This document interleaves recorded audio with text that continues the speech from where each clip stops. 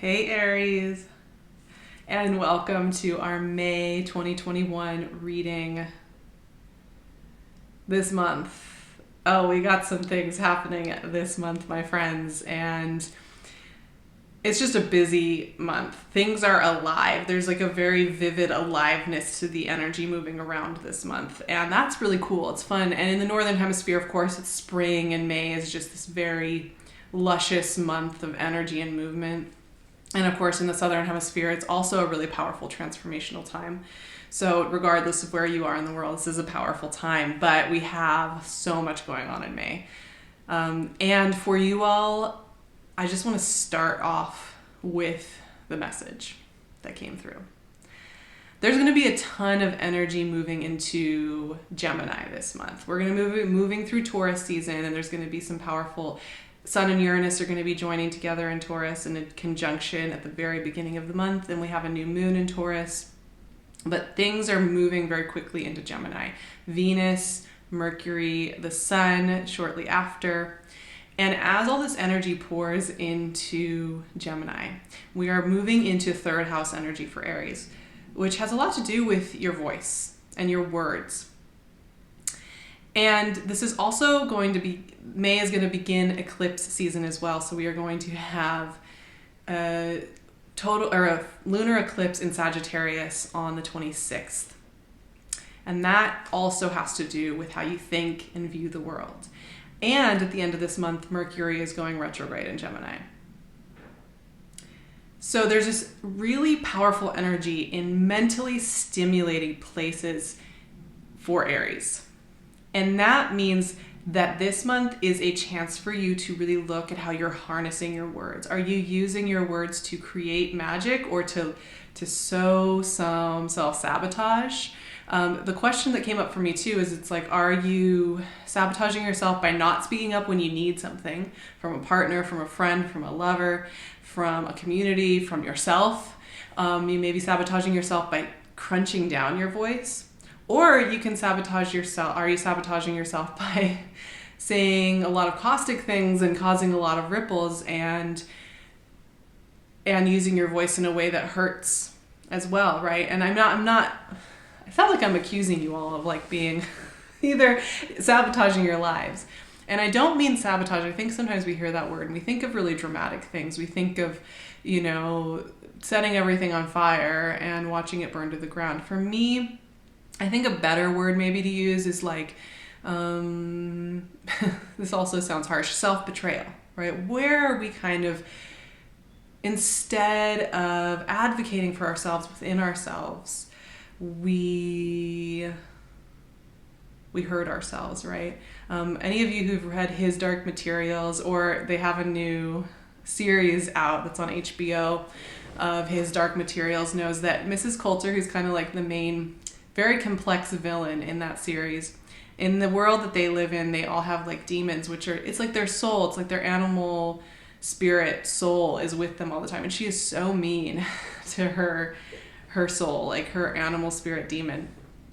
And I think sometimes we treat ourselves that way. She's a very useful character in allowing us to explore how we actually speak to ourselves, how we listen to our souls or don't, how we use our words to listen to our souls or don't, how we use our words to say, soul, you're trying to tell me that I maybe need to take a whole day off and do nothing, or get off of social media for a couple of weeks, or stop talking to that friend because they hurt me whenever we hang out. That's not true. I'm just going to keep going, right? And so this month is really important for you to just notice how you're using your words internally and externally, and where you are using them, and also where you're crushing them down, where you're like closing down. I almost feel like this sense of like throat closing down and like getting clamped up because you're afraid to say what you really need and ask for what you really need, and you feel like you only can ask for what is acceptable for you to ask for. And this is what May is all about. May is a month of alchemy, metamorphosis, and kickstarting change. Ace of Pentacles popped right out. There's one other big transit that's happening this month, which is Jupiter moving into Pisces for a time. Jupiter will move into Pisces, move forward in Pisces for a while, then do a retrograde and move back to Aquarius. So we're not quite done with Jupiter in Aquarius, but we will be having a phase where Jupiter is in Pisces, and we are going to be doing a big old chat about that on my Patreon, about what to expect with Jupiter in Pisces, because it's a very different feel. I'm excited about it. 10 of Wands, that is so Aries. Not even surprised. Not even surprised. But for you all, this is going to be a very spiritual transit, and we'll talk about it more in the coming months. But Jupiter in the 12th is going to be asking you to listen to your soul. 2 cards came out. Wheel of Fortune and 10 of Pentacles. Okay, I'm loving these cards. I think I'm really happy with what I'm seeing here for Aries. And it all turns on what I was just talking about. Your words are really magic. The way you speak, write, and use words is really a way to take something that is beyond language and connect with it more deeply and make it concrete, right? So this is a great month for you all to journal, to use words, to create poetry, to write stories, and do it in a way that empowers you. Now you have a ton of 10 energy in this reading. 3 of the cards have 10 involved, and an ace too, which this is telling me that this is a month where you are ending a cycle. And the cycle has probably been going on for a while. Maybe a year, maybe 2 years, maybe 5 years for some of you. These are those bigger cycles. It could also be the end of a cycle of a season. A lot of people, including myself, had a really tough winter. And that can sometimes, if it's a really intense season of life, it can feel like its own little mini lifetime. So however you're experiencing that, what I'm noticing here though, this is a closeout of a season. And that's an important time. I think, we have closeouts all the time. And I think we kind of want to erase that that's an essential part of life. But I would say, there's a high percentage of our lives that's in the in-between. It's the transitions. It's the letting go and the embracing of the new and getting good at doing that. And so let's talk about this Ace of Pentacles. There's something new coming up for you here. New relationship. Maybe you're meeting somebody who's really your equal. New work opportunities, new inspirations. I mean, it can just literally be new creative ideas that are just flowing through you, and really feeling powerful. The Ace of Pentacles, kind of the vision of it for me, it's like this hand coming out of the sky, kind of almost seemingly out of nowhere. Makes me think about how inspiration and forward movement isn't always something that we can pre-plan or put on a vision board. A lot of times, in order to really access Ace of Pentacles abundance or experiences, we have to trust our soul a little bit more and follow those little nudges of wisdom, which really is literally like, go for a walk right now and maybe like go that other path. And I know that sounds so, like we've heard it a million times, but it's so powerful. I can't express to you enough the difference I will have in a day when I actually listen to those soul nudges. I stop judging them, I stop putting them down, I stop acting like Mrs. Coulter to them, and I let myself, oh my gosh, I get so much more done. All the ideas flow through me. I'm in such a better mood. It's huge. It's so much bigger than I can even express here in this reading.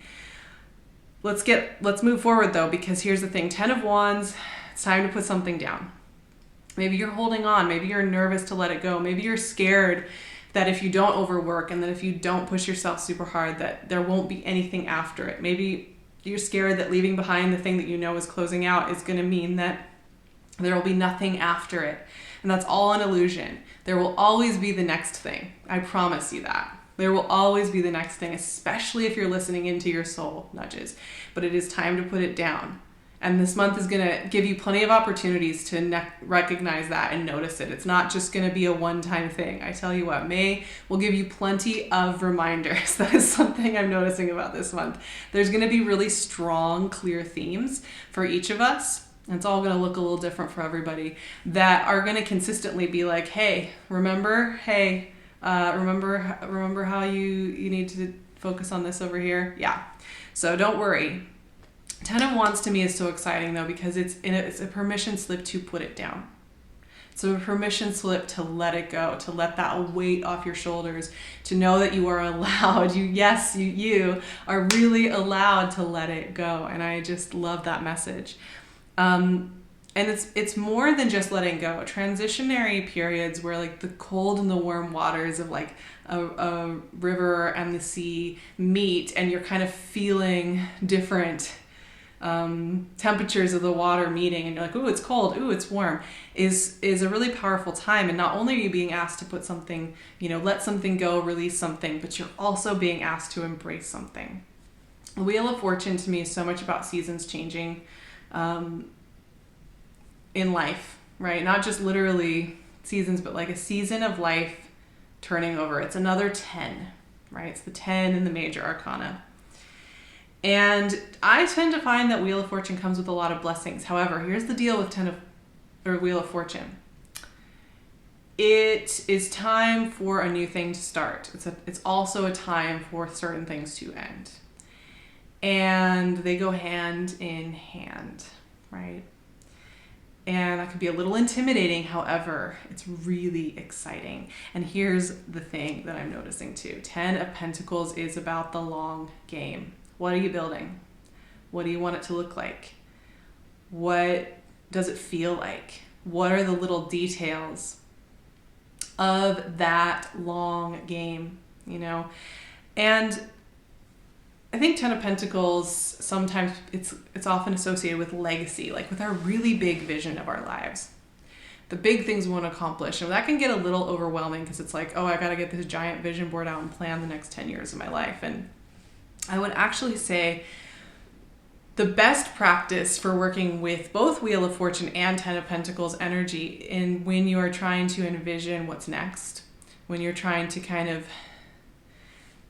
open your heart to the next season of life, is to do the exercise of imagining your ideal day in this next life and noticing the scents, the textures, the things you'll be eating, the clothes you'll be wearing, the people that you'll have around you, the feeling you're going to have throughout that day. It's not about all the big, crazy, punctuated moments of your life that you're going to have in this crazy world, like opening days and selling this amount of stuff and making this amount of money. It's going to be what the qualitative feeling of this next season of life is going to be. What does the most boring, mundane day look like? And how good does it feel? Because your most mundane day-to-day day should be something that feels really good, because that's actually where the magic is. And there's no way around that. So as much as we might want to come up with a whole bunch of ways to find magic in adrenaline and in highs and lows and in roller coasters, we're going to find the most sustaining magic, the most sustaining creativity, the most sustaining love and sexual passion and partnership in making the mundane a practice of magic. And this all comes back to the message I had for you, which was there's a ton of mental stimulation for May, for Aries. And how are you using that mental stimulation to weave magic or destruction? So the other thing I would say is harness your imagination, use it, play with it, let it run wild and be a free-spirited sprite, but really purposely harness it to weave magic. Because if you leave it unattended, it is kind of like a wild 3-year-old who lives in the forest. Because if you leave that wild 3-year-old without fostering it and loving it, it might come up with some pretty wild versions of reality that are very stressful. And you might find yourself frying yourself out with all this mental stimulation. So I want you, Aries, to take care of yourself. Use all that creative fire energy that you have, because you have a ton of it, and make sure you're using it to foster this change, this 10 energy, this closeout energy, because 10 is the meeting place between a beginning and an ending, and all of it happening at once. Use it to foster your transformation at this time, because you really have a lot of support for that. And it's a very powerful time for you to do all this exploration. So I am so intrigued by what this month brings you. We're going to be covering so much on my Patreon. Because it's so hard for me to cover it all here, you know. We have, like I said, Jupiter moving into Pisces. What does that mean for us as a collective? Also, Mercury retrograde in Gemini. We're going to be doing a chat on that. So I'd love to see you in my community. It's a really great way to get extra support during all of this powerful time. I would love to see you there. I'd love to see you here. We're going to keep having coffee and chats and moon magics and all sorts of readings, so that's awesome. And you can find PinkLune's jewelry on her Etsy shop, and of course you can find me on Instagram, my website. I'm going to leave all my goodies in the description box. And I am wishing you, Aries, just such a blessed, warm, happy, connected, creative, playful, magic-filled, throat chakra released month full of support for you, because you deserve it. And I will see you all for much more fun and magic ahead. I love you guys. Bye.